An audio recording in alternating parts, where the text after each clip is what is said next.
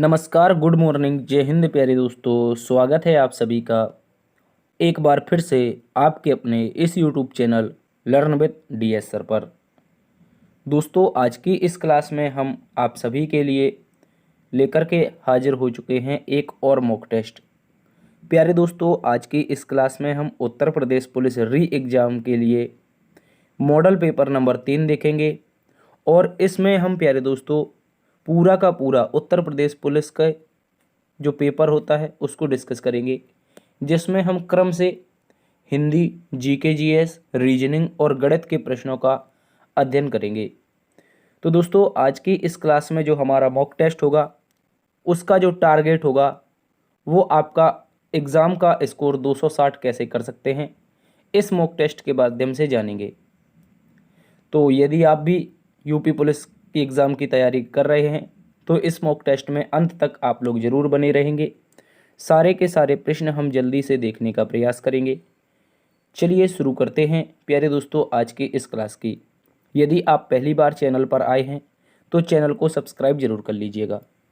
Question number 1 में चलते हैं, उससे पहले वही एक डेटा है प्यारे दोस्तों। अभी भी जो नॉट सब्सक्राइब वाले साथी हैं वो अपने पास 62% हैं, तो आप 37% में यदि शामिल होना चाहते हैं तो चैनल को प्लीज़ सब्सक्राइब कर लीजिए। चलिए क्वेश्चन नंबर 1 का उत्तर बताएंगे सभी प्यारे साथी। इस प्रश्न का उत्तर क्या होगा प्यारे दोस्तों? ये प्रश्न पत्र जो था ये अपना 2019 में जो पेपर हुआ था उसके कुछ प्रश्न उस समय के थे, उनको हमने काफ़ी प्रश्नों को करंट अफेयर से रिप्लेस कर दिया है, जबकि जो इम्पोर्टेंट प्रश्न थे उनको काफ़ी प्रश्नों को हमने बचा लिया है। तो क्वेश्चन नंबर 1 दोस्तों कहा गया है जुलाई 2018 में अमरनाथ मंदिर तीर्थ यात्रा करने वाले यात्रियों की सहायता के लिए सीआरपीएफ द्वारा शुरू किए गए मोबाइल सहायता केंद्र का नाम क्या है?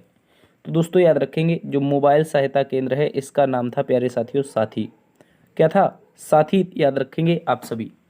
चलिए क्वेश्चन नंबर 2 में आ जाइए। क्वेश्चन नंबर 2 एक और इम्पोर्टेंट क्वेश्चन है। कह रहा है कि अगले 7 वर्षों के लिए निम्नलिखित देशों में से किन के साथ भारत ने अक्टूबर 2016 में अपनी व्यापारिक संधि को नवीनीकृत प्रदान किया है? प्यारे दोस्तों याद रखेंगे ये भी उसी समय का करंट अफेयर का क्वेश्चन था और ये हमने नेपाल के साथ किया था। ठीक है, इस बात को याद रखेंगे, नेपाल के साथ किया था। अगले प्रश्न में आ जाइए प्यारे दोस्तों। अगला प्रश्न एक बहुत इंपॉर्टेंट क्वेश्चन है। इसको हमने एशियाई खेलों से ही संबंधित उस समय जो प्रश्न पूछा गया था उसको 2023 के एशियाई खेलों से रिप्लेस कर दिया है। पूछा है एशियाई खेल 2023 में पदक तालिका में शीर्ष पर रहने वाले चीन ने कितने स्वर्ण पदक जीते हैं? प्यारे दोस्तों हम बात करेंगे एशियाई खेल 2023 के बारे में, जिनका आयोजन होंगझाऊ चाइना में किया गया था। वहां पर चीन ने 201 दोस्तों गोल्ड मेडल जीते हैं और इसी के साथ चीन पहले स्थान पर रहा है। ठीक है, इसके अलावा हम देख लेंगे मेडल टैली। जो मेडल टैली होंगझाऊ में खेले गए गेमों में देशों के द्वारा जीती गई है, जिनमें से याद रखेंगे रिपब्लिक ऑफ चाइना यानी चाइना ने 201 मेडल के साथ में 383 टोटल पदक जीते हैं। वहीं जापान दूसरे नंबर पर है जिसने 52 स्वर्ण 67 आपके सिल्वर और ये ब्रॉन्ज सहित 188 पदक जीते हैं। रिपब्लिक ऑफ कोरिया यानी कि जो अपना साउथ कोरिया है उसने प्यारे दोस्तों 42 गोल्ड के साथ 190 पदक जीते हैं। वहीं चौथे नंबर पर अपना प्यारा भारत है, इसको इंपॉर्टेंट तरीके से लगा लेंगे। 28 गोल्ड, 38 सिल्वर और 41 ब्रॉन्ज, ये सभी के सभी याद रखने, सीधा क्रम पूछ सकता है आप लोगों से। 28 गोल्ड, 38 सिल्वर, 41 जो आपके ब्रॉन्ज हैं, इनके सहित टोटल 107 पदक जीते हैं। ठीक है, तो चौथे स्थान पर इंडिया रहा है मेडल टैली में। चलिए अगले प्रश्न में आ जाइए दोस्तों। पूछा गया है अंतर्राष्ट्रीय न्यायालय किस देश में स्थित है? बहुत ही ज़्यादा चर्चा में है अभी जो इजराइल हमास है उसके कारण, इसलिए इंपॉर्टेंट है, याद रखेंगे नीदरलैंड में स्थित है। चाहे हम अंतर्राष्ट्रीय की न्यायालय बात कर लें, यानी कि या तो हम बात करें आईसीसी के बारे में या बात करते हैं आईसीजे के बारे में। ठीक है, तो ये दोनों के दोनों कहाँ पर स्थित है? नीदरलैंड के द हेग में स्थित हैं। अगले प्रश्न में आ जाते हैं दोस्तों। कहा गया है पौधों में निषेचन के बाद अंडाशय किस में परिवर्तित हो जाता है? तो दोस्तों याद रखेंगे जो पौधे होते हैं वहाँ पर निषेचन के पश्चात जो अंडाशय है वो फल में परिवर्तित हो जाता है। किसमें? फल में परिवर्तित हो जाता है, याद रखेंगे। क्वेश्चन नंबर 6 दोस्तों बोला गया है क्षतिग्रस्त CFL और फ्लोरोसेंट ट्यूबों का निपटान सुरक्षित रूप से किया जाना चाहिए क्योंकि इनमें डैश वाष्प होती है जो स्वभाव में जहरीली होती है। प्यारे दोस्तों याद रखेंगे जो पारे की वाष्प होती है वो इसमें पाई जाती है। किस में पाई जाती है? तो याद रखेंगे CFL और फ्लोरोसेंट ट्यूब। ये जो CFL आती थी, हालांकि अब तो नहीं आती हैं, इनमें पारे की वाष्प पाई जाती थी, इसलिए ये जहरीली होती थी, इसलिए इन्हें सुरक्षित रखना जरूरी होता था। क्वेश्चन नंबर 7 में दोस्तों बोला है पौधों में पानी और पोषक तत्वों के परिवहन के लिए संवहनी ऊतक को डैश कहा जाता है। प्यारे दोस्तों, जब भी पानी की बात आई है तो याद रखेंगे पानी को हम कह सकते हैं जल, और जल से ट्रक बनती है जाइलम। क्या बनती है? जाइलम बनती है, इस बात को याद रखेंगे। तो दोस्तों जाइलम इसका सही उत्तर बन जाएगा, ठीक है। और देखो एक आता है फूड के बारे में। किसके बारे में? फूड, पौधे जब बनाते हैं फूड से आता है फ्लोएम, ठीक है, इस बात को याद रखेंगे। जब भी कहेगा पत्तियों से पूरे शरीर में, पौधे के पूरे शरीर में जब भी भोजन पहुंचाने की बात आएगी तो दोस्तों वहां पर आप लोगों का आ जाएगा फ्लोएम आ जाएगा। जबकि जल की बात आ जाएगी तो प्यारे दोस्तों आप लोग याद रखेंगे वहां पे आपका जाइलम आएगा, ठीक है। चलिए अगले प्रश्न की ओर बढ़ते हैं। अगला प्रश्न प्यारे दोस्तों हमारे पास क्वेश्चन नंबर 8 है, जिसमें बोला है निम्नलिखित विकल्पों में से पुनरुक्त पादक बीज उत्पादन पौधे का नाम बताइए। तो प्यारे दोस्तों इसका सही उत्तर हो जाएगा ब्रेड मोल्ड। क्या हो जाएगा? ब्रेड मोल्ड एक ऐसा पौधा है जो पुनरुक्त पादक बीज उत्पादन के लिए जाना जाता है। अगला प्रश्न 9 नंबर का है, जिसमें बोला गया है किसी भी प्राकृतिक कच्चे माल पौधे या जानवर से बिना बनाया गया एक मानव निर्मित फाइबर है। यह कोयले, हवा, पानी में तैयार किया गया है। कह रहा है यह कोयले, हवा और पानी से तैयार किया गया है। यह पहला पूर्ण सिंथेटिक फाइबर है। इसका नाम क्या है? तो प्यारे दोस्तों याद रखेंगे नायलॉन। नायलॉन एक ऐसा फाइबर है जो कृत्रिम है, यानी कि मानव द्वारा बनाया गया है। इसके अतिरिक्त यह किससे बनाया जाता है? कोयला, पानी और हवा से तैयार किया जाता है, पूर्ण सिंथेटिक है। नायलॉन आपका सही उत्तर है। क्वेश्चन नंबर 10, विश्व हिंदी दिवस कब मनाया जाता है? दोस्तों याद रखेंगे 10 जनवरी को। 10 जनवरी 1975 को नागपुर में पहला हिंदी सम्मेलन हुआ था, इस कारण विश्व हिंदी दिवस मनाते हैं। जबकि राष्ट्रीय हिंदी दिवस बात करेंगे तो 14 सितंबर को, ठीक है, इसको भी याद रखेंगे, राष्ट्रीय हिंदी दिवस 14 सितंबर को। और 15 जनवरी की बात आती है तो यहाँ पर हम मनाते हैं थल सेना दिवस। क्या मनाते हैं? थल सेना दिवस मनाते हैं, ये भी याद रखेंगे। क्वेश्चन नंबर 11 दोस्तों बोला गया डैश ने अधिग्रहित चरित्र को की विरासत सिद्धांत को प्रतिपादित किया था। यानी कौन थे जिसने अधिग्रहित चरित्र के विरासत सिद्धांत को प्रतिपादित किया था? दोस्तों याद रखेंगे जीन बैप्टिस्ट लेमार्क, ठीक है, जीन बैप्टिस्ट लेमार्क, यानी कि इन्हें हम लेमार्क के नाम से ही जानते हैं। इन्होंने चरित्र विरासत के सिद्धांत को प्रतिपादित किया था। क्वेश्चन नंबर 12 बोला गया है rebooting India realising a billion aspirations नामक पुस्तक के लेखक कौन है? तो प्यारे दोस्तों याद रखेंगे ये पुस्तक लिखी गई थी नंदन नीलकणी द्वारा। किसके द्वारा? याद रखेंगे नंदन नीलेकणी के द्वारा ये पुस्तक लिखी गई है, रीबूटिंग इंडिया, ठीक है। अगले प्रश्न में आ जाओ। अगला प्रश्न पूछा है जीएसटी का पूर्ण रूप से जीएसटी की सिफारिश डैश की गई थी। पूर्ण रूप से जीएसटी की जो सिफारिश की गई थी वो प्यारे दोस्तों जीएसटी परिषद के द्वारा की गई थी। किसके द्वारा? जीएसटी परिषद के द्वारा। देखो जीएसटी से बहुत सारे क्वेश्चन बनते हैं।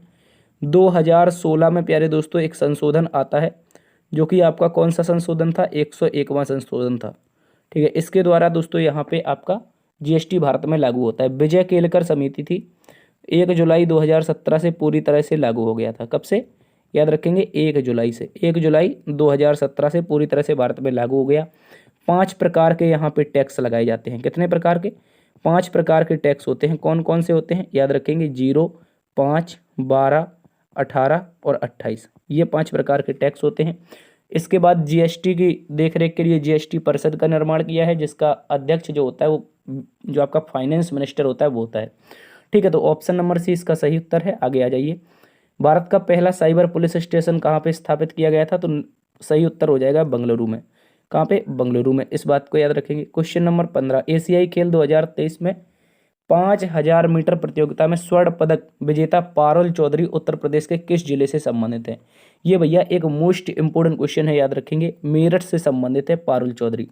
ये प्यारे दोस्तों वही लड़की है जिसने इंटरव्यू में कहा था कि जो अपना उत्तर प्रदेश है, यहाँ की एक योजना थी, अगर कोई गोल्ड मेडल लेके आता है तो उसको डीएसपी बनाया जाएगा।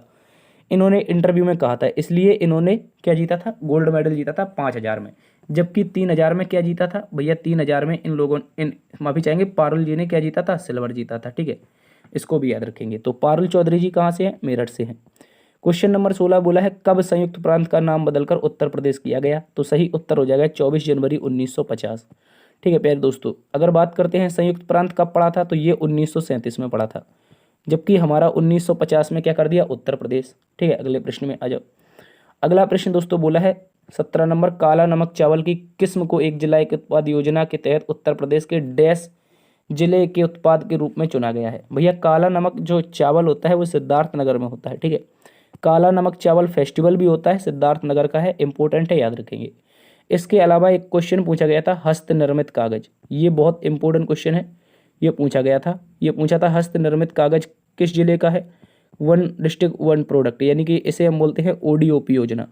ओडीओपी योजना में हस्त निर्मित कागज कहाँ का, ये क्वेश्चन बहुत ज़्यादा पूछा गया था पिछली बार, तो याद रखेंगे ये हो जाएगा मारो जालौन। क्या हो जाएगा प्यारे दोस्तों, ये जालौन से संबंधित हो जाएगा, इस बात को याद रखेंगे। अगले प्रश्न में आ जाओ। अगला प्रश्न पूछा है 18 नंबर, सूफी कवि अमीर खुसरो का जन्म उत्तर प्रदेश के डैश जिले में हुआ था। भाई उस समय के हिसाब से देखा जाए तो एटा इसका सही उत्तर था, लेकिन एटा से अलग होकर के एक नया जिला बन चुका है जिसका नाम है कासगंज, ठीक है। और इसी कासगंज में अब इनका स्थान आने लगा है अमीर खुसरो जी का। तो अब अगर उत्तर पूछेगा कहाँ है तो कासगंज है, अगर ऑप्शन में ना मिले तो एटा लगा देना। अगले प्रश्न में आ जाओ। बहू बेगम का मकबरा उत्तर प्रदेश में कहाँ पर स्थित है, तो याद रखेंगे अयोध्या में। अयोध्या के फैजाबाद नामक स्थान पर स्थित है आपका बहू बेगम का मकबरा, ठीक है। चलिए अगले प्रश्न में आते हैं। 20 नंबर कह रहा है निम्नलिखित में से किस प्रसिद्ध भारतीय शास्त्रीय गायिका को उसके शिष्यों द्वारा प्यार से अप्पा जी कह के बुलाया जाता था। अप्पा जी कौन थी भैया, गिरिजा देवी प्रसाद जी थी, अप्पा जी बोला जाता था, इनको याद रखेंगे। अगले प्रश्न में आ जाओ। उत्तर प्रदेश के वर्तमान मुख्यमंत्री योगी आदित्यनाथ डैश संप्रदाय से संबंधित हैं। भाई याद रखेंगे नाथ संप्रदाय से हैं, ये गोरखपुर के मंदिर के मठाधीश हैं और नाथ संप्रदाय से आते हैं, इस बात को भी याद रखेंगे।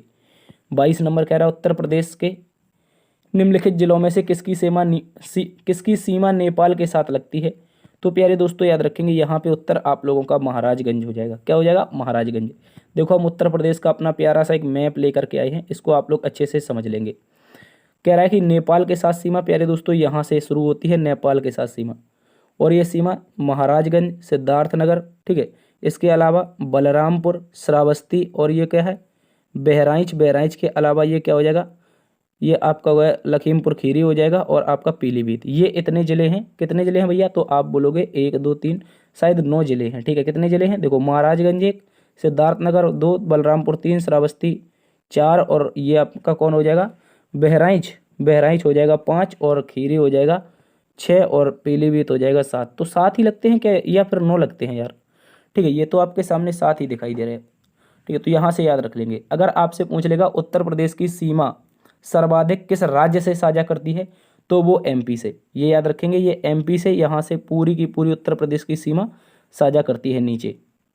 और उत्तर प्रदेश का कौन सा जिला है 4 राज्यों से सीमा साझा करता है, तो ये सोनभद्र है, याद रखेंगे। यहाँ पर है 4 राज्यों से सीमा साझा करता है। अगले प्रश्न में आ जाओ दोस्तों। बोला है निम्नलिखित में से कौन से सिख गुरु ने 1699 में खालसा पंथ की स्थापना की। खालसा निष्ठावान समुदाय है जिसमें अपने विश्वास के दृश्य प्रतीकों को पहनते हैं और योद्धा की तरह प्रशिक्षित होते हैं। बताओ खालसा पंथ की स्थापना किसने की थी, तो गुरु गोविंद सिंह जी ने की थी। किसने की थी, गुरु गोविंद सिंह जी ने। किसके खिलाफ की थी, तो याद रखेंगे ये औरंगजेब के खिलाफ की थी, ठीक है।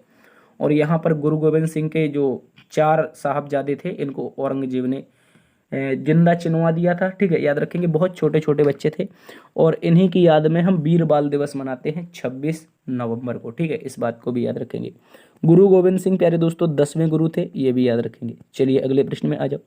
हाल ही में भारत सरकार किस देश से अपना 100 टन सोना वापस ला रही है, ये भी करंट अफेयर में बहुत ज़्यादा चर्चा में रहा है प्यारे दोस्तों। अभी 3-4 दिन पहले 100 टन सोना अपने किस देश से भारत सरकार ने वापस मंगाया है, तो याद रखेंगे इंग्लैंड से।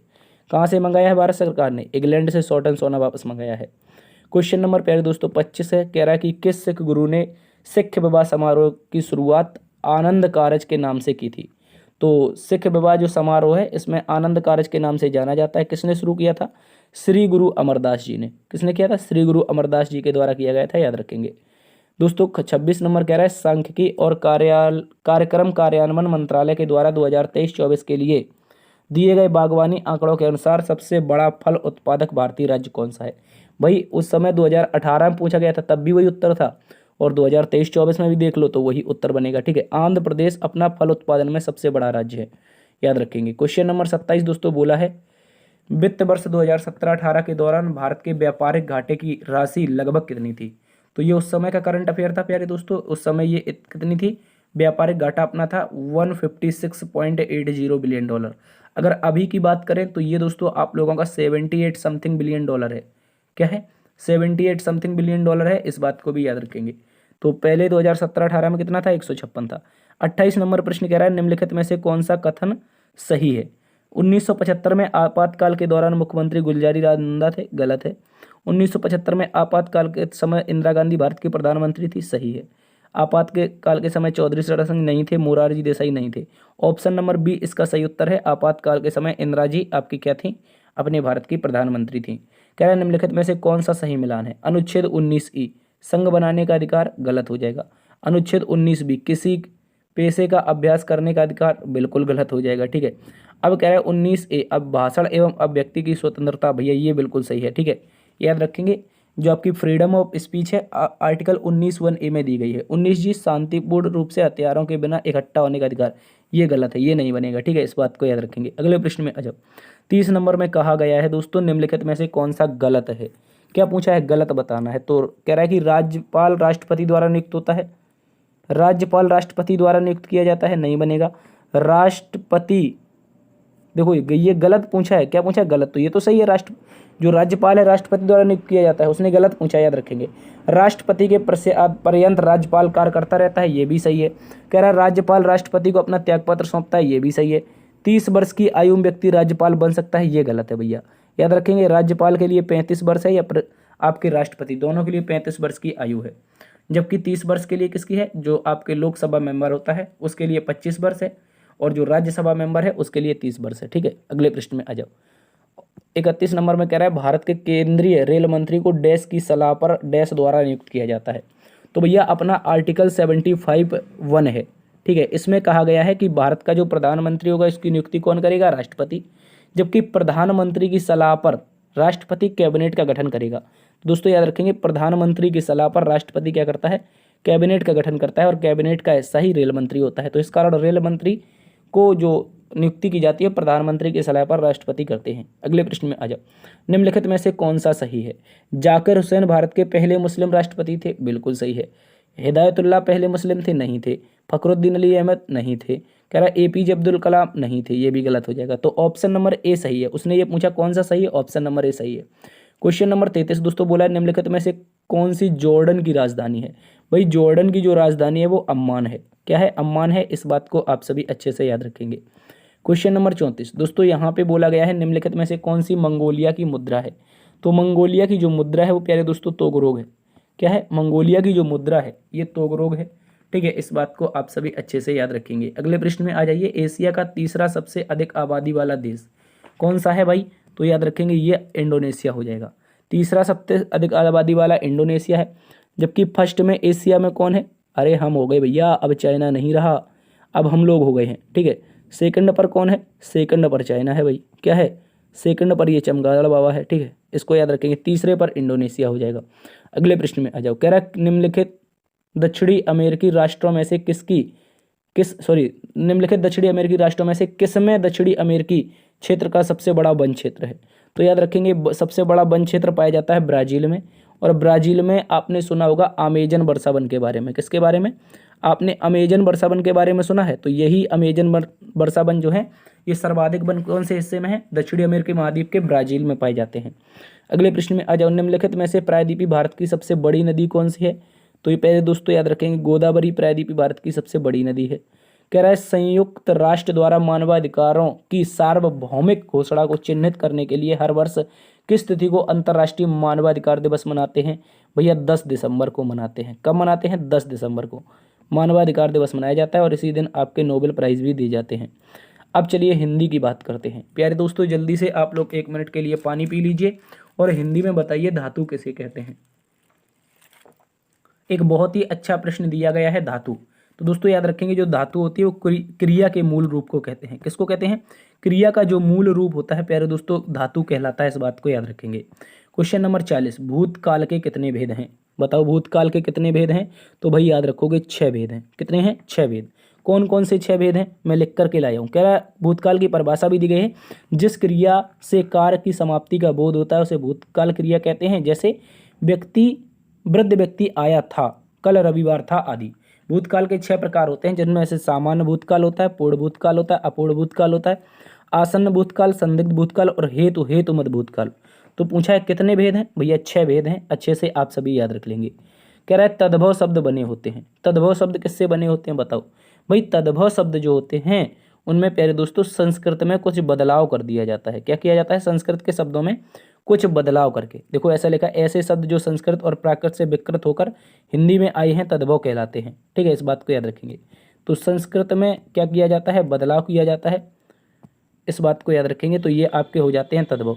अब दोस्तों जैसे में आ जाता है अग्नि का आग बन जाता है। अग्नि संस्कृत होता है, आग बन जाता है। ठीक है, इसके अलावा पुष्प का क्या बन जाएगा? फूल बन जाएगा। चतुर्थ का चौथा बन जाएगा। ठीक है, चलिए अगले प्रश्न में आ जाओ। तत्सम शब्द को पहचानिए।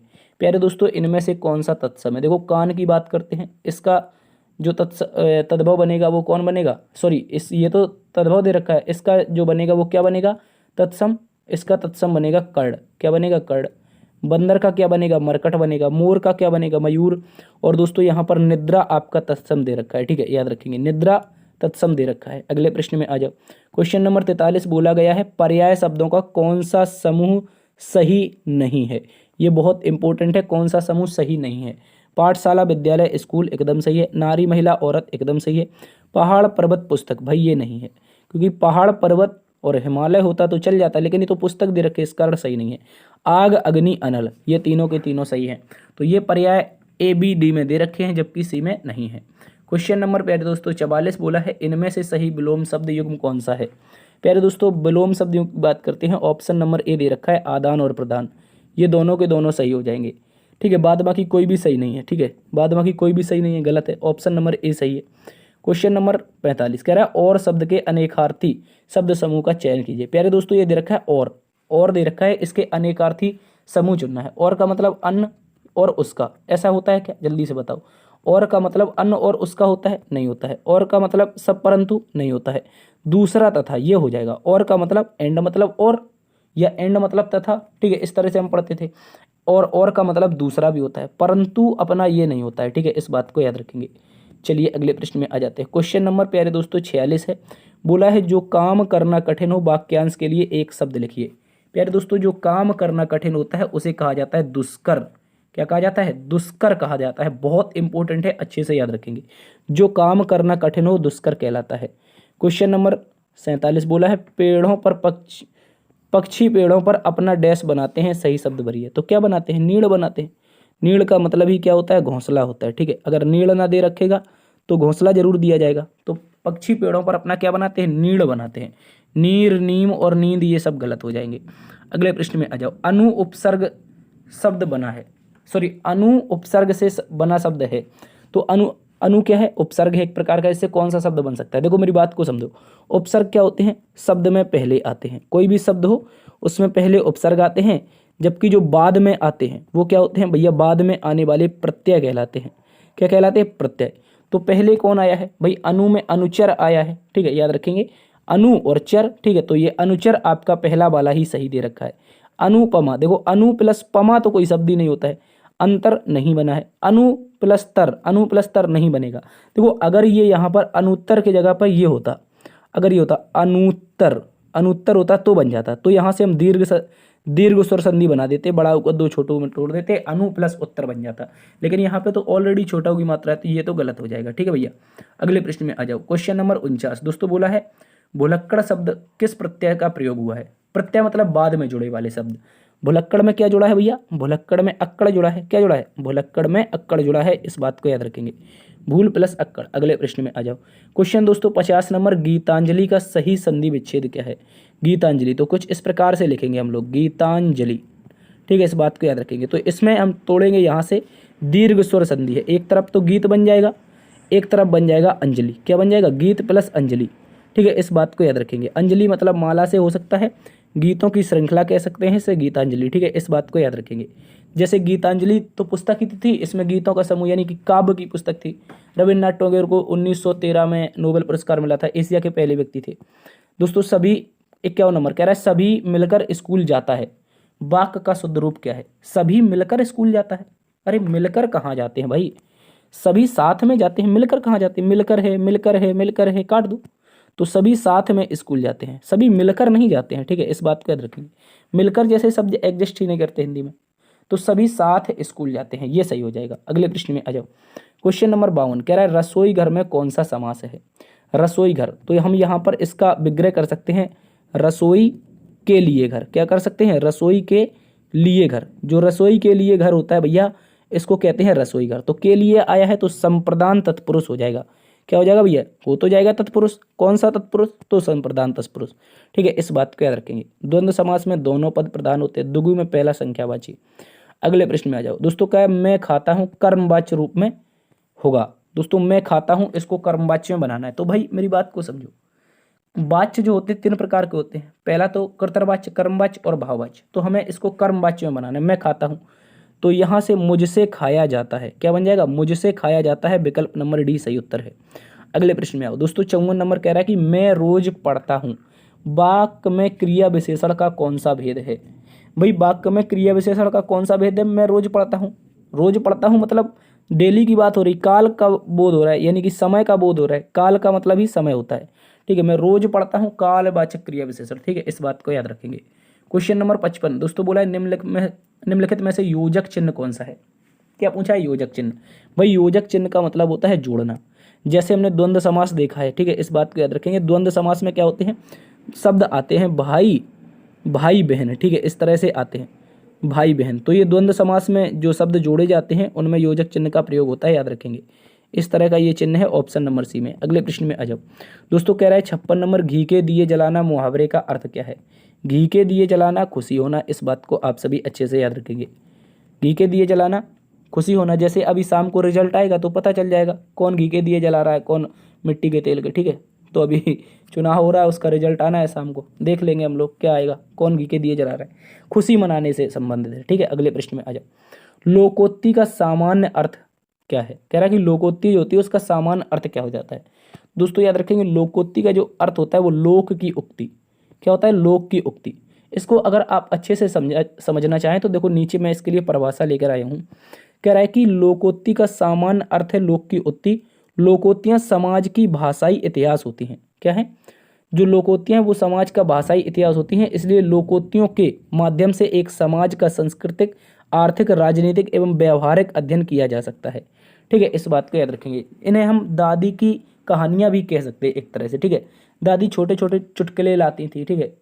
तो इस तरह की जो भाषाएं होती हैं क्षेत्रीय भाषाओं में प्रयोग किया जाता है। इससे हमारी संस्कृति क्या है, आर्थिक नीति क्या है, राजनीति क्या है, इसका व्यवहार का माध्यम में लिया जा सकता है, लोकोक्ति होती है, ठीक है, इस बात को याद रखेंगे दोस्तों। 58 नंबर कह रहा चमक उठी सन 57 में, वो तलवार पुरानी थी, रस का भेद बताइए।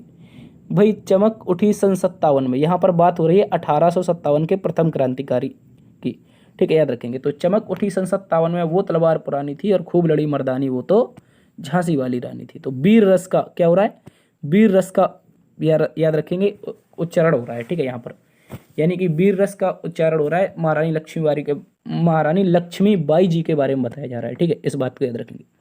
59 नंबर में बोला है चौपाई के प्रत्येक चरण में कितनी मात्राएं होती हैं। भैया चौपाई जो होती है उसमें प्रत्येक चरण में 16 मात्राएं होती हैं और इसमें 4 चरण होते हैं। क्या होते हैं, 4 चरण होते हैं। प्रत्येक चरण में 16 मात्राएं होती हैं, इस बात को याद रखेंगे। अगले प्रश्न में आ जाओ।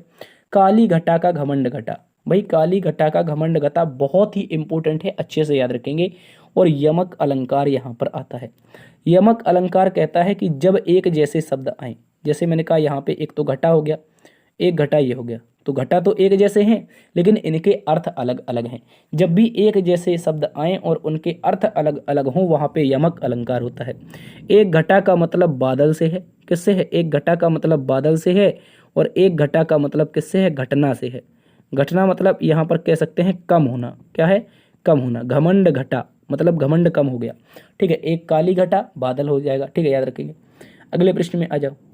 क्वेश्चन नंबर 61 बोला है वर्णों के कितने भेद होते हैं। भैया वर्णों के 2 भेद होते हैं, इस बात को याद रखेंगे। वर्णों में कौन कौन से वर्ण आते हैं, एक तो स्वर आता है। क्या आता है भैया, एक स्वर आता है, एक व्यंजन आता है। इसके अलावा भी कोई आता है, मुझे बताओ। एक स्वर एक व्यंजन आता है, अगर आप अयोगबाद जोड़ेंगे तो वो नहीं माना जाएगा। वर्णों के केवल और केवल 2 भेद होते हैं, इस बात को याद रखेंगे। क्वेश्चन नंबर 62 निम्नलिखित में से कौन सा शब्द स्त्रीलिंग है। मालिक की बात करें पुल्लिंग है, कहार, पाठक, ये तीनों के तीनों पुल्लिंग है, जबकि योगिनी की बात आती है। योगिनी क्या है, यहाँ पर स्त्रीलिंग है, तो option number D question number 62 का सही उत्तर है। आ जाइए 63 नंबर में, पुल्लिंग शब्द का चयन करें। देखो अभी स्त्रीलिंग देखा, पुल्लिंग देख लेते हैं। नायिका की बात करते हैं, स्त्रीलिंग है। लेखिका और वधु, ये तीनों के तीनों क्या है, फेमिनाइन है, ठीक है, इस बात को याद रखेंगे। जबकि धावक, धावक कौन है, दौड़ने वाला, दौड़ने वाला क्या कहलाता है, पुल्लिंग होता है, ठीक है, इस बात को याद रखेंगे। हालांकि जो धाविका होती है वो क्या होती है, स्त्रीलिंग होती है, तो धावक आपका पुल्लिंग हो जाएगा। 64 नंबर में बोला है शिक्षक का बहुवचन क्या होगा। शिक्षक का बहुवचन, भाई शिक्षक शिक्षकों होगा, नहीं होगा। शिक्षिकाएं होगा, नहीं होगा। शिक्षिका होगा, नहीं होगा। भाई शिक्षक गण होगा, क्या होगा, शिक्षकों का जो बहुवचन होगा वो शिक्षक गण होगा, इस बात को आप सभी अच्छे से याद रखेंगे। क्वेश्चन नंबर 65, माँ ने बाजार से कपड़ा खरीदा, रेखांकित का कारक क्या है भैया। माँ ने कर्ता ने कपड़ा खरीदा, तो यहाँ पर कपड़ा आया, कपड़ा का पूछा है ना, तो कपड़ा तो कर्म है, जबकि माँ क्या है, माँ आपकी कर्ता कारक है, जबकि कपड़ा पूछे तो कर्म कारक है, ठीक है, इस बात को याद रखेंगे। क्वेश्चन नंबर आ जाते हैं 66 में, यह मेरी पतंग है, यह मेरी पतंग है, रेखांकित शब्द का भेद बताइए। तो प्यारे दोस्तों निश्चयवाचक सर्वनाम का भेद हो जाएगा, क्या हो जाएगा, निश्चयवाचक सर्वनाम का भेद है, यह मेरी पतंग है। चलिए अगले प्रश्न में चलते हैं। 67 नंबर, समझदार शब्द विशेषण का कौन सा भेद है। समझदार की बात आ रही है, तो प्यारे दोस्तों समझदार गुणी व्यक्ति को कहा जाता है, तो गुणवाचक विशेषण क्या हो जाएगा, गुणवाचक विशेषण हो जाएगा, इस बात को याद रखेंगे। अगले प्रश्न में आ जाओ दोस्तों, कहा गया चर्चा शब्द से बना विशेषण, चर्चा शब्द से बना विशेषण चर्चित कहलाता है, ठीक है, इस बात को याद रखेंगे। चर्चा शब्द से बना विशेषण चर्चित कहलाता है, इंपॉर्टेंट है, अच्छे से याद रखेंगे। क्वेश्चन नंबर 69 बोला है जयद्रथ वध किसकी रचना है। जयद्रथ वध जो रचना रखी गई है वो मैथिली शरण गुप्त ने रखी है, भारत के अपने राष्ट्र कवि हैं। 1912 में गांधी जी ने इन्हें राष्ट्र कवि कहा था, इस बात को भी याद रखेंगे, ठीक है। जयद्रथ वध इनकी क्या है, रचना है। क्वेश्चन नंबर आ जाते हैं 70 में, अतीत के चलचित्र किसकी रचना है। अतीत के चलचित्र की बात करते हैं तो महादेवी वर्मा जी की ये रचना है, इस बात को याद रखेंगे। इनकी रचनाओं में प्रमुख है गिल्लू, इसके अलावा नीरजा, ठीक है, इस बात को याद रखेंगे। यामिनी, ये महादेवी वर्मा जी की रचनाएं हैं, इंपॉर्टेंट है, अच्छे से याद रखेंगे।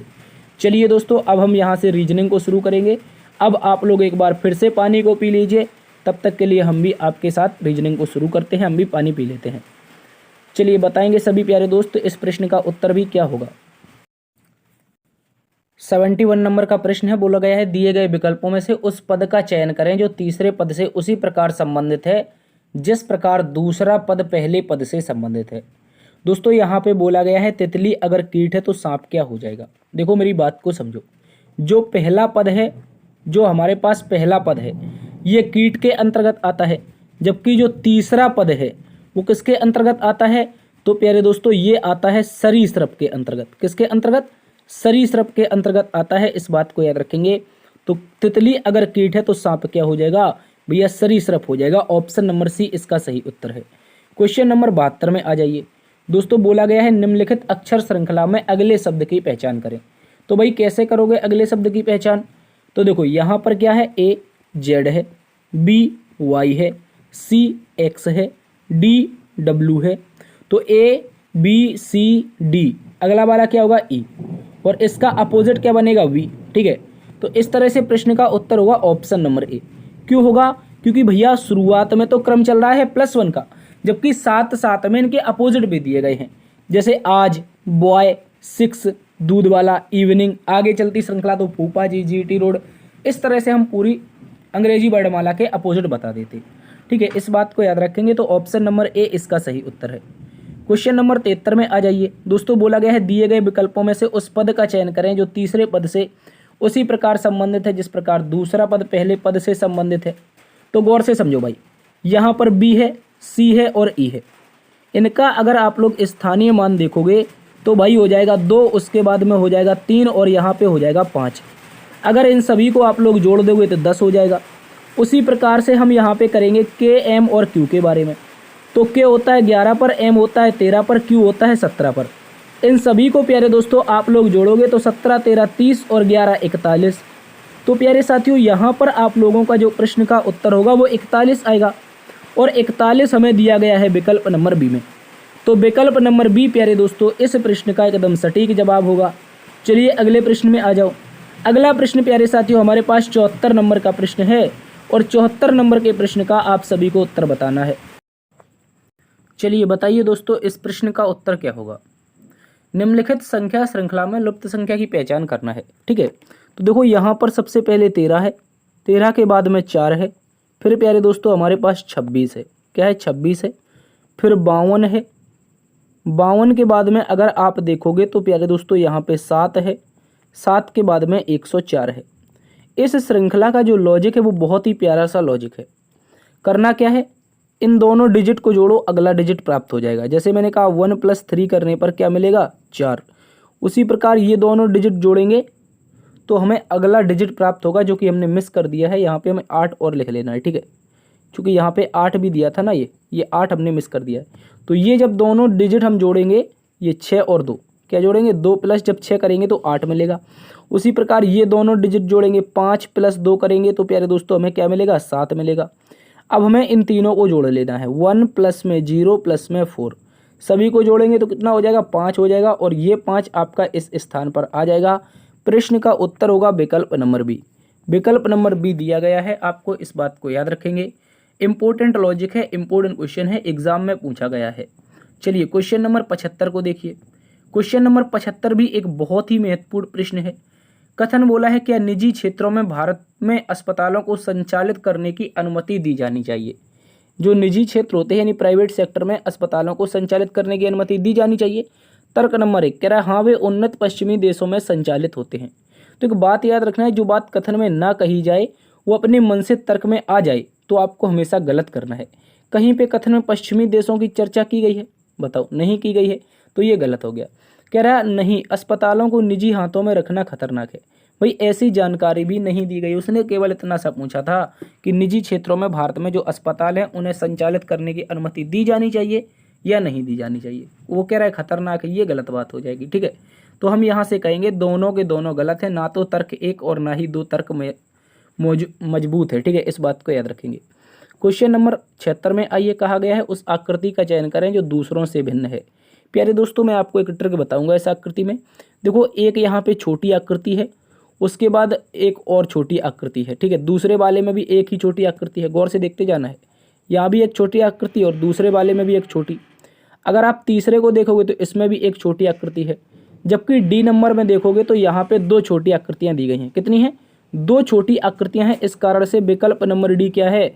अन्य सभी से भिन्न है। इस बात को याद रखेंगे।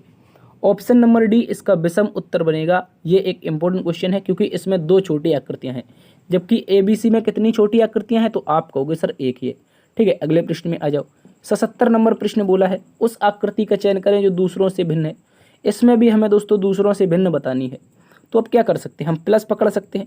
हमारे पास 2 प्लस पहली में है, 2 प्लस दूसरी वाली में है, 2 प्लस तीसरे में भी है और 2 प्लस चौथे में भी है। तो अब क्या करना है? अब हम अगर गौर से देखें प्यारे दोस्तों तो यहाँ पे एक खाली सर्कल है डी में, सी में भी एक खाली त्रिभुज है दोस्तों, बी में भी एक खाली त्रिभुज है, जबकि ए नंबर में कोई भी खाली त्रिभुज नहीं है। तो इस कारण से हम कह सकते हैं अन्य तीनों से भिन्न कौन है? ऑप्शन नंबर ए है प्यारे दोस्तों। Option number A question number 77 का उत्तर बन जाएगा। इस बात को याद रखेंगे। क्वेश्चन नंबर 78 में आइए, यहाँ पे बोला गया है उस शब्द को चुने जो दूसरों शब्दों से समान नहीं है। दूसरों शब्दों के समान नहीं है अर्थात बेमेल है। ये भी रीजनिंग का इंपॉर्टेंट क्वेश्चन है। कह रहा है आपके सामने ऑप्शन नंबर ए कुतिया, ऑप्शन नंबर बी गाय, ऑप्शन नंबर सी लोमड़ी और ऑप्शन नंबर डी बैल। तो हम कह सकते हैं कि ऑप्शन नंबर डी इसका विषम है। क्यों विषम है? क्योंकि 3 आपके एक जैसे हैं। 3 एक जैसे क्यों हैं? क्योंकि ये प्यारे दोस्तों किसको डिनोट कर रहे हैं? ये यहाँ पर फीमेल को डिनोट कर रहे हैं, जबकि जो बैल होता है ये मेल को डिनोट कर रहा है, यानी कि रिप्रेजेंट कर रहा है। तो आपका ऑप्शन नंबर डी क्या हो जाएगा? विषम उत्तर हो जाएगा। क्वेश्चन नंबर प्यारे दोस्तों 79, ये भी एक बहुत ही महत्वपूर्ण प्रश्न दिया है दोस्तों। कह रहा है कि नीचे दी गई आकृति में दर्पण छवि क्या होगी?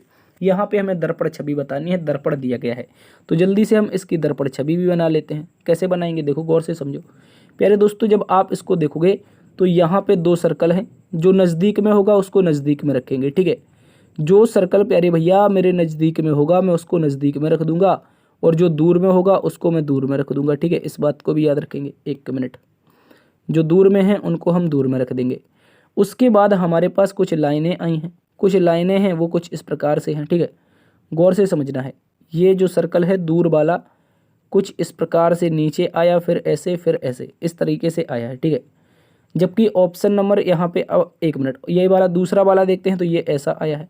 एक बात और याद रखनी है भाई मेरे, एक बात और याद रखनी है, यहाँ पर क्या याद रखनी है कि यहाँ पे कुछ डार्क एरिया है, डार्क नीचे वाला एरिया है, याद रखेंगे। तो डार्क नीचे वाला होना चाहिए, ए में है, बी में है, सी में है, डी में नहीं है पहला डार्क, ठीक है, इस बात को याद रखेंगे। अब ऊपर देखते हैं, ऊपर पहला वाला क्या है भैया, खाली है। ऊपर अगर पहला खाली है तो ए में भी है, बी में भी है, लेकिन सी में नहीं है, तो ये गलत हो गया। ऊपर पहला वाला खाली होना चाहिए तो सी में नहीं है, तो ये गलत हो गया। अब आप बोल सकते हो प्यारे दोस्तों, आपके पास एक लाइन है, वो लाइन क्या है प्यारे दोस्तों, याद रखेंगे, डार्क मोटी लाइन है। ये डार्क वाली ये मोटी लाइन है, नीचे की ओर दी गई है, ठीक है। उसी प्रकार से जब हम बात करते हैं डार्क मोटी लाइन की, ऑप्शन नंबर बी में तो ऊपर की ओर दी गई है, तो ये तो गलत हो गया भाई, नीचे की ओर दी जानी चाहिए। देखो ऑप्शन नंबर ए में दी गई है नीचे की ओर डार्क मोटी लाइन, तो आप कहोगे सर इस प्रश्न का उत्तर है ऑप्शन नंबर ए। क्या है दोस्तों, ऑप्शन नंबर ए इस प्रश्न का एकदम सटीक जवाब है। इस बात को आप सभी अच्छे से याद रखेंगे। चलिए अब आ जाते हैं 80 नंबर प्रश्न में। यहाँ पे बोला गया है, जब एक पारदर्शी शीट को बिंदीदार वाली रेखा पर मोड़ा जाएगा तो किस प्रकार का पैटर्न दिखेगा। भाई मेरी बात को समझना है, बहुत इंपॉर्टेंट प्रश्न है। तो यहाँ पर बिंदीदार ये रेखा दे रखी है, इसको हमें ऊपर की ओर पलट देना है, ठीक है, इस बात को याद रखेंगे। क्यों ऊपर की ओर ही पलटेंगे, क्योंकि सारे के सारे ऑप्शन भाई आपको कह रहे कि इसको ऊपर ही पलटना है, ठीक है, ऊपर की ओर ही बन रहे हैं चित्र, तो सारे के सारे ऑप्शन कह रहे हैं। तो ये जो बिंदी होगी, ये जब ऊपर की ओर जाएगी तो इस सर्कल में बीच में हो जाएगी। कहाँ पे हो जाएगी, इस सर्कल के बीचम बीच हो जाएगी, ठीक है।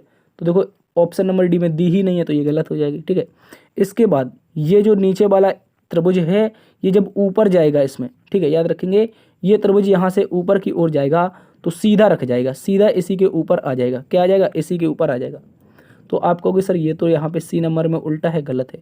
और ये आपका त्रिभुज स्टार बना रहा है, तो ये भी गलत है। अब भैया ये दोनों गलत हो गए, तो अब यहाँ से प्रश्न का उत्तर आएगा ऑप्शन नंबर बी। क्या आएगा, ऑप्शन नंबर बी आएगा, जो कि ऑप्शन नंबर बी में ही दिया गया है। इस बात को याद रखेंगे, ये भी एक इंपॉर्टेंट क्वेश्चन है, इस बात को याद रखेंगे। जब भी आकृतियाँ आएंगी अच्छी तरह से देखना है और उत्तर लगाना है। क्वेश्चन नंबर 81 में आ जाइए। क्वेश्चन नंबर 81 ब्लड रिलेशन का एक महत्वपूर्ण प्रश्न है। कहा गया है अनु बाली की बहन है। दोस्तों जो अनु है वो किसकी बहन है, बाली की बहन है। तो हम यहाँ पर बाली को बना देते हैं, ठीक है। जो बाली है इसकी बहन कौन है, तो याद रखेंगे अनु इसकी बहन है। अनु बहन है तो अनु के लिए माइनस लगाएंगे, ठीक है, इस बात को याद रखेंगे। कह रहा है कोमल बाली की माँ है। तो प्यारे दोस्तों K4 जो कोमल है, जो हमारे पास K4 कोमल है, ये माँ है बाली की। कह रहा है दीनू कोमल का पिता है, तो इस कोमल का पिता कौन है, D4 दीनू है। अब कह रहा है ईयान दीनू की माँ है। ईयान कौन है, इस दीनू, ये जो दीनू पिता था ना कोमल का, इसकी माँ कौन है, ईयान है। आई बन जाएगी, ठीक है, इस बात को याद रखेंगे। माँ है तो माइनस लगा देंगे। क्या लगा देंगे, माइनस। प्रश्न बोला है तो अनु दीनू से किस प्रकार संबंधित है, तो भाई से लगा है दीनू के साथ, D4 दीनू से इसके साथ लगा है भैया। तो दीनू क्या बोलेगा, दीनू बोलेगा मेरी बच्ची, और मेरी बच्ची की बच्ची। बताओ बच्ची की बच्ची क्या होती है, पोती अर्थात नातिन होती है। हालांकि लड़की की जो लड़की होगी वो एग्जैक्टली अगर हिंदी की बात करें तो नातिन आएगी, ठीक है, इस बात को याद रखेंगे। और दोस्तों यहाँ पे हम अगर इंग्लिश की बात करें तो ग्रैंड डॉटर आ जाएगी, इस बात को भी याद रखेंगे। तो पोती या नातिन, इसका मीनिंग ही होता है grand daughter. Option number D सही उत्तर है। क्वेश्चन नंबर आ जाइए 82 में। चित्र में दिखाए गए सीट के अनुसार एक बॉक्स बनाया जा सकता है। बॉक्स में यू के विपरीत सतह पर क्या आएगा। देखो ये एक ओपन डाइस है। क्या है, ओपन डाइस। और मैंने कई बार बताया है भैया, क्या बताया है सर, मैंने आप लोगों को बताया है कि जब भी एक ओपन डाइस आता है इसमें प्रत्येक तीसरी सतह क्या होती है, अपोजिट होती है, यानी विपरीत होती है। प्रत्येक तीसरी सतह का मतलब क्या है, अगर मैं यहाँ पे टी को देख रहा हूँ तो एक को छोड़ करके दूसरे को छोड़ करके तीसरी सतह जो होगी वो इसके अपोजिट होगी। तो आप कह सकते हो जो टी है इसके अपोजिट में क्या है, वी है। भाई इसी प्रकार हम बात करते हैं अगर यू की, तो दूसरे को छोड़ करके तीसरा क्या आ जाएगा, डब्लू। ये डब्लू जो होगा ये किसके अपोजिट हो जाएगा, यू के अपोजिट हो जाएगा, ठीक है। इसके बाद में बचा कुचा क्या बचा, एस बचा, नीचे एक्स बचा, तो ये आपस में अपोजिट हो जाएंगे। प्रश्न में पूछा यू के विपरीत क्या होगा, प्रश्न में पूछा गया है ऑप्शन नंबर बी होगा डब्लू, जो कि हमारा यू के विपरीत होगा। इस बात को याद रखेंगे। क्वेश्चन नंबर आ जाएंगे हम 83 में, जिसमें हमसे पूछा गया दिए गए विकल्पों में से उस पद का चयन करें जो तीसरे पद से उसी प्रकार संबंधित है जिस प्रकार दूसरा पद पहले से संबंधित है।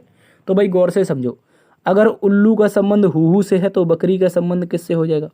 मेरी बात को समझना प्यारे दोस्तों, जो उल्लू है, उल्लू की जो आवाज़ होती है, जो नॉइस होती है, वो क्या किसकी होती है, हु की होती है, ठीक है। उल्लू की आवाज़ को क्या कहते हैं, हु कहते हैं। उसी प्रकार जब हम बकरी की बात करते हैं, किसकी बात करते हैं प्यारे भैया, बकरी की बात करते हैं। सर जब बकरी की बात करते हैं तो बकरी क्या करती है, मिमियाती है। क्या है, आप लोगों ने कई बार कोशिश की होगी इसके जैसे बोलने की, हमें 100% मालूम है, आपने कई बार मैं करने की कोशिश की होगी, तो मिमियाना बकरी का हो जाएगा ऑप्शन नंबर ए। इस बात को आप सभी अच्छे से याद रखेंगे। जल्दी से बताओ कमेंट बॉक्स में किस किसने बकरी के आवाज़ को कॉपी करने की कोशिश की है। मैंने तो की थी भाई एक बार, ठीक है दोस्तों। कह रहा है 84 नंबर क्वेश्चन, कह रहा है एक सुबह वैदेही अपने घर से कार्यालय साइकिल पर 15 किलोमीटर प्रति घंटा की गति से गई। वह बहुत अधिक यातायात होने के कारण वापसी में उसकी जो गति थी वो 10 किलोमीटर प्रति घंटा रही। दोनों तरफ की यात्रा के लिए औसत गति क्या है, एवरेज स्पीड की बात की गई है। भाई अब मैथ आ चुकी है, रीजनिंग हो गई खत्म, अब आ गई है मैथ। मैथ को जादू के तरीके से देखेंगे। देखो एवरेज स्पीड, औसत गति, जल्दी से अगर पानी पीना है तो पी लो। औसत गति की बात कर रहा है, एवरेज स्पीड की। तो याद रखेंगे जो हमारे पास एवरेज स्पीड होती है, जिसे हम इस तरह से रिप्रेजेंट करते हैं एवरेज स्पीड, इसका एक फॉर्मूला होता है। फॉर्मूला क्या होता है, 2ab बटे में a+b। क्या होता है, 2ab बटे में a+b। ए क्या है, पहली चाल, बी क्या है, दूसरी चाल। इस बात को आप सभी अच्छे से याद रखेंगे। तो ये आपका एवरेज स्पीड का फॉर्मूला होता है।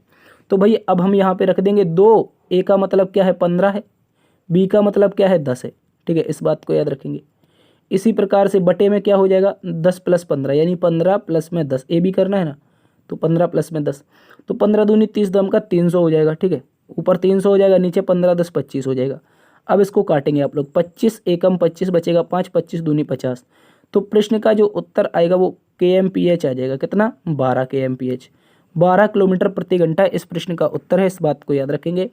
अच्छा प्रश्न है, एग्जाम में पूछा जाता है। आप लोगों से अगर पूछा गया तो फिर भी आगे पूछने की संभावना है। 12 किलोमीटर प्रति घंटा इसकी स्पीड होगी यदि वैदेही अपने कार्यालय 15 की स्पीड से जाती है, 10 की स्पीड से वापस आती है। तो एवरेज स्पीड 2ab बटे में a+b। अगले प्रश्न में आ जाओ।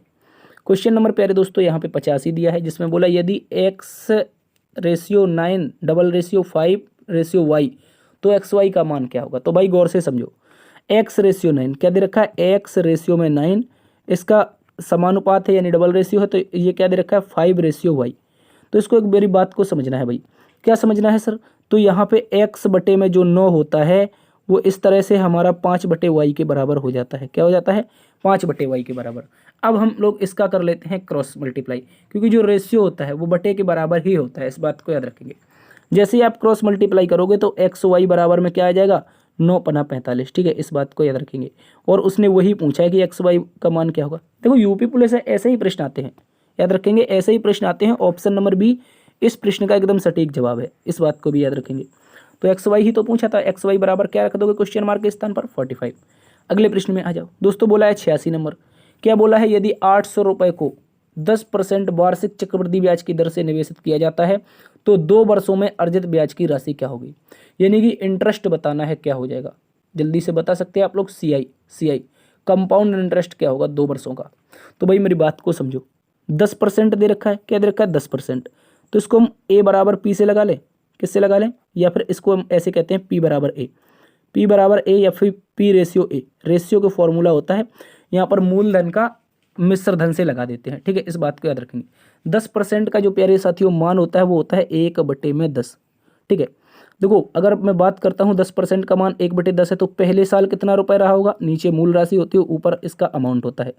तो नीचे अगर पहली साल 10 रुपये लगाया होगा तो उसका 1 रुपये ब्याज मिल करके, ऊपर क्या है ब्याज, तो ऊपर 1 रुपये ब्याज मिल करके कुल कितना अमाउंट हो गया होगा 11। ये तो पहले साल की बात रही। उसी प्रकार दूसरे साल भी उसने 10 रुपये ही लगाया होगा, और इसमें भी प्यारे दोस्तों वही कंडीशन लगी होगी, 1 रुपये बढ़ करके 11 रुपये अमाउंट हो गया होगा। अब गौर से समझ लो प्यारे दोस्तों, हमारे पास यहाँ पर दे रखा है दोनों सालों का, और क्या बोल सकते हैं इसको, मूलधन और मिश्रधन, ठीक है। तो यहाँ पे हमें CI निकालना है, CI मतलब कंपाउंड इंटरेस्ट निकालना है। तो सबसे पहले क्या करेंगे, इन दोनों का गुणा कर देंगे, तो 100 बराबर में इधर क्या हो जाएगा 121। प्यारे दोस्तों मेरी बात को समझो, प्रश्न में जो आपकी राशि दी गई है, जिसे हम मूलधन कहते हैं, जिसे हम प्रिंसिपल कहते हैं, वो कितनी दी गई है, 800 दी गई है ना। तो प्रिंसिपल अगर 800 है तो यहाँ पे हम कह सकते हैं 100 का मान कितना है भाई, 800 है। कितना गुना है, आप कहोगे 8 गुना है। देखो रेशियो जो होता है उसमें गुना बराबर होता है, तो यहाँ भी 8 गुना हो जाएगा। क्या हो जाएगा, यहाँ भी 8 गुना हो जाएगा। जब यहाँ पे 8 गुना होगा तो 21 8 168, 168 और 800 968, तो ये दोस्तों आपका 968 बनेगा। देखो मेरी बात को समझो, अगर आपके पास मूलधन 800 है और राशि आपकी टोटल हो चुकी है मिश्र धन मिला करके कितनी 968, तो यहाँ पे ब्याज कितना बढ़ा है भैया, आप कहोगे 168। कितना प्यारे साथियों ब्याज बढ़ा है, 168 रुपये। और इसी प्रश्न का उत्तर आएगा ऑप्शन नंबर डी 168। ठीक है, इस बात को याद रखेंगे। देखो भाई मेरी बात को एक बार फिर से समझ लो यदि नहीं आया है। 10% का मान 1/10 होता है, एक साल का पहले प्रिंसिपल फिर अमाउंट। ठीक है, इस बात को याद रखेंगे। तो पहले साल अगर प्रिंसिपल 10 रहा होगा तो ब्याज मिलकर के अमाउंट 11 हो गया। दूसरे साल भी वही कंडीशन 10 से 11 हुआ, हमने दोनों का गुणा किया, हमारी भाषा में कितना आया 100 आया। और यहाँ पर अमाउंट कितना है 121। लेकिन प्रश्न में जो प्रिंसिपल था वो 800 दे रखा, तो हमने 100 का मान 800 के बराबर कर दिया, 8 गुना था। उसी प्रकार अमाउंट को भी 8 गुना करना पड़ेगा, तो यहाँ से 121 का 8 गुना 968 बनेगा। और यहाँ से आपका बढ़कर के जो आपका CI आएगा, क्या आएगा CI कंपाउंड इंटरेस्ट जो आएगा वो प्यारे दोस्तों 168 आ जाएगा। अगले प्रश्न में आ जाओ प्यारे दोस्तों। यहाँ पर अगला प्रश्न बहुत ही महत्वपूर्ण प्रश्न आप सभी के सामने दिया है। इस प्रश्न को जरा गौर से देखिए। ये प्रश्न आपका टाइम एंड वर्क से रिलेटेड है। ठीक है, और ये आपका पाइप एंड टंकी टाइम एंड वर्क एक ही बात होती है। ठीक है, तो कह रहा है सार्थक 14 दिनों में एक रेत के गड्ढे को भर सकता है। सार्थक नाम का जो लड़का है वो 14 दिनों में एक रेत का गड्ढा भर रहा है, जबकि विवान इसे भरने के लिए 35 दिन लगाता है। जो विवान है प्यारे दोस्तों इसे भरने के लिए कितना समय लगा रहा है, 35 दिन लगा रहा है। उसके बाद जो आपका अली है वो 12 दिनों में भरे हुए रेत के गड्ढे को पूरा खाली कर सकता है। तो जो A4 अली है ये तो भैया पॉजिटिव थे, भरने वाले थे दोनों के दोनों, जबकि अली क्या कर रहा है, निकाल रहा है। कितने दिनों में पूरा निकाल सकता है, 12 दिनों में। अब बताओ इसका क्या होगा। कह रहा है कि यदि खाली गड्ढे को तीनों एक साथ कार शुरू करते हैं तो रेत का गड्ढा कितने दिनों बाद भर जाएगा। तो सबसे पहले तो हमें इसकी एफिशिएंसी निकालनी पड़ेगी, गड्ढे की कितनी है टोटल। ठीक है, इस बात को याद रखेंगे, इसकी कुल क्षमता कितनी है, एलसीएम लेकर के। तो एलसीएम क्या आएगा, सबसे बड़ी संख्या को पकड़ो और तब तक पहाड़ा पढ़ते जाओ जब तक आ ना जाए। तो इसको हम कुछ इस प्रकार से तोड़ भी सकते हैं। कैसे तोड़ सकते हैं यार, 7 दूनी 14, 2 यहाँ पे आ जाएगा, 7 पना 35, 7 यहाँ पे आ जाएगा। यहाँ पे चलिए करके देखते हैं, 35 है। इसके बाद में यहाँ पे क्या है भैया, आप कहोगे अलग अलग इनका गुणा कर लें क्या, जल्दी से बताओ इनका एलसीएम कितना आएगा, एक बार मुझे कमेंट बॉक्स में बताइए कोई।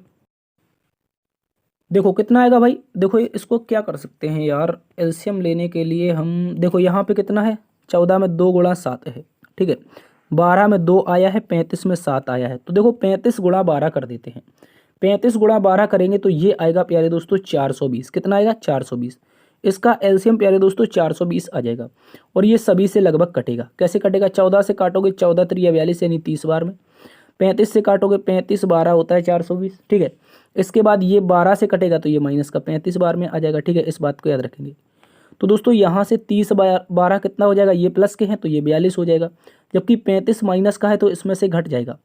तो दोस्तों हम कह सकते हैं कि एक दिन में जो कार होगा वो 42 भरेगा तथा 35 खाली होगा, तो टोटल मिला के कितना होगा, 7 कार होगा। कितना होगा, 7 कार।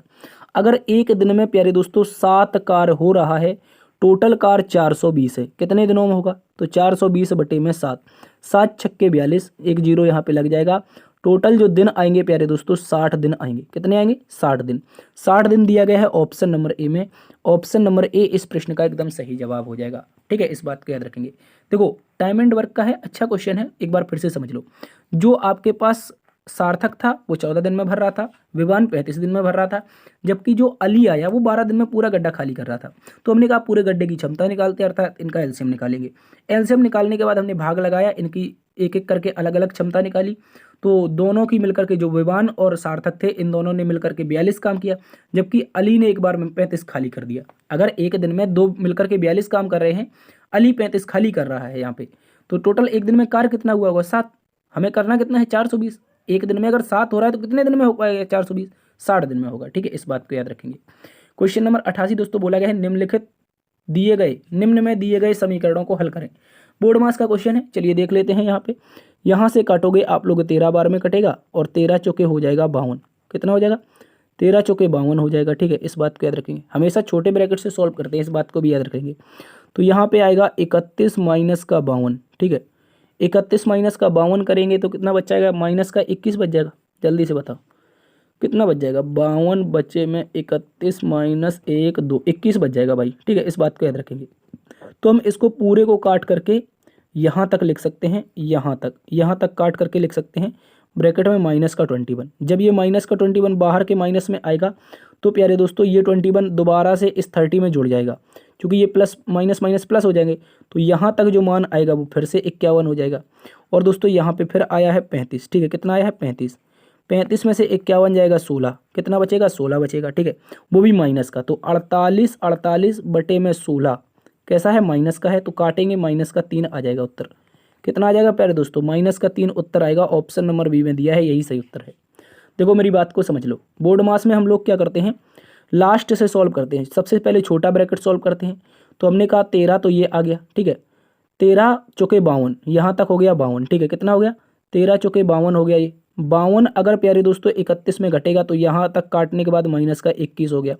ये माइनस माइनस इसमें जुड़ेगा तो ये हमारा 51 फिर से हो जाएगा, कितना हो जाएगा, यहाँ तक 51 हो जाएगा। वो भी बाहर माइनस लगा है ये, तो ये माइनस का रहेगा। वो यहाँ पे 35 प्लस का है, तो इन दोनों को काट करके माइनस का 16 आएगा। अब बाहर डिवाइड लगा है तो 16 माफी चाहेंगे 48 तो बाहर है सबसे पहले, और माइनस का यहाँ पे 16 है, काटोगे तो 16 तिया 48, वो भी माइनस का 3, ठीक है। इस बात को याद रखेंगे, ऑप्शन नंबर बी सही उत्तर है। उम्मीद है समझे होंगे। क्वेश्चन नंबर 89 में आइए। कहा गया है यदि संख्या 164 को 32:9 के अनुपात में विभाजित किया जाता है तो छोटे भाग का मान क्या होगा। मेरे भाई बात समझो, छोटा मान कितना है 9 है, तो 9 से कटने वाला ऑप्शन सही होगा। 9 पना 45, 9 चौके 36, 9 छक 54, 9 तिया 27। तो भाई सारे के सारे कट रहे हैं। तो गौर से देखो, मेरे पास एक भाग है जो 164 है, इसको किस रेशियो में बांटा है, 32:9 के रेशियो में। तो टोटल हमारी भाषा में कितना हो रहा है 41। 41 का मान कितना है 164 है। यहाँ से काटोगे 4 चौके 16, यानी कि 1 का मान 4 आएगा। किसका पूछा है 9 का, 9 1 का मान 4 है, 9 का मान कितना हो जाएगा 9 चौके 36, ठीक है। इस बात को याद रखेंगे। प्रश्न का उत्तर होगा ऑप्शन नंबर बी 36। इस बात को भी याद रखेंगे, ठीक है भाई, याद रख लेना है, बहुत इंपॉर्टेंट है क्वेश्चन, अच्छे से रेशियो में पूछा जाता है। क्वेश्चन नंबर 90 कह रहा है दोस्तों नीचे दिए गई संख्याओं में कौन सी संख्या 24 से पूरी तरह से विभाजित है।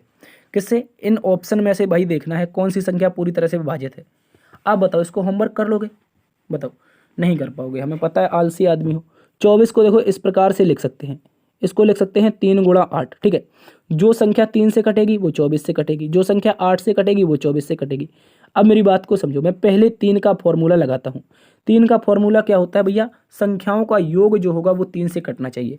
संख्याओं का योग 4 1 5, 5 5 7 5 12 कट जाएगा, 4 4 8 नहीं कटेगा, तो ऑप्शन नंबर 1 नहीं है, ठीक है। यहाँ पे देखो 6 कट जाएगा, छोड़ दो, 5 2 7 8 15 कट जाएगा, लेकिन 8 नहीं कटेगा, तो ये भी गलत हो जाएगा। उसके बाद में क्या है, 6 पूरी तरह से कट जाएगा, 9 कट जाएगा, 3 कट जाएगा। अब बचा 7 4 11, तो 11 कटता है क्या, नहीं कटता, ये भी गलत है।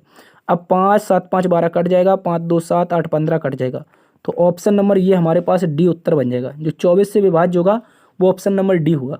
ऑप्शन नंबर डी में दिया कितना है 57 दिया है, 52 दिया है, और नीचे दिया है 8। तो ये इस प्रश्न का उत्तर है, याद रखेंगे। अकॉर्डिंग टू ऑप्शन हमने उड़ा दिया, ठीक है, इस बात को याद रखेंगे। देखो अगर फिर हम 3 का एक विभाज्यता का नियम होता है, जो संख्याओं का योग होगा वो 3 से कटेगा, तो हमने कहा ऑप्शन नंबर 1 को देखते, नहीं कटा, बी नहीं कटा, सी नहीं कटा, तो डी ही बच रहा था, डी आपका उत्तर हो जाएगा, ठीक है। इस बात को याद रखेंगे। और 8 के लिए क्या फॉर्मूला होता है, लास्ट के 3 डिजिट 8 से कटने चाहिए। जैसे मैंने कहा यहाँ पे देख लो, यहाँ पे 3 डिजिट कितने हैं 528, तो 8 से काटो, 8 छंग 48, कितना बच जाएगा 4, फिर 48, 8 छंग 48, तो ये भी कट जाएगा। आपका ऑप्शन नंबर डी सही उत्तर है। तो उम्मीद है प्यारे दोस्तों क्लास पसंद आई होगी। आज की क्लास में फिलहाल इतना ही। यदि क्लास ज़बरदस्त लगी है, शानदार लगी है, तो आप चैनल को सब्सक्राइब कर लीजिए, अपने दोस्तों में शेयर कर दीजिए। इस तरह के मॉक टेस्ट हमने फिर से शुरू कर दिए हैं, ठीक है। 2-3 दिनों से क्लास नहीं हो पाई है, उसके लिए क्षमा चाहते हैं, चूँकि गर्मी बहुत ज़्यादा पड़ रही थी भाई, ठीक है, इसलिए थोड़ा नेचुरली समस्याएं हो गई थी, इस कारण आपकी क्लास नहीं हुई, उसके लिए दिल से माफ़ कर देना भाई। अब आपकी क्लास होती रहेगी। फिलहाल इतना ही, मिलते एक नई वीडियो में, तब तक के लिए अपना ख्याल रखना। जय हिंद, जय भारत, जय मां सरस्वती।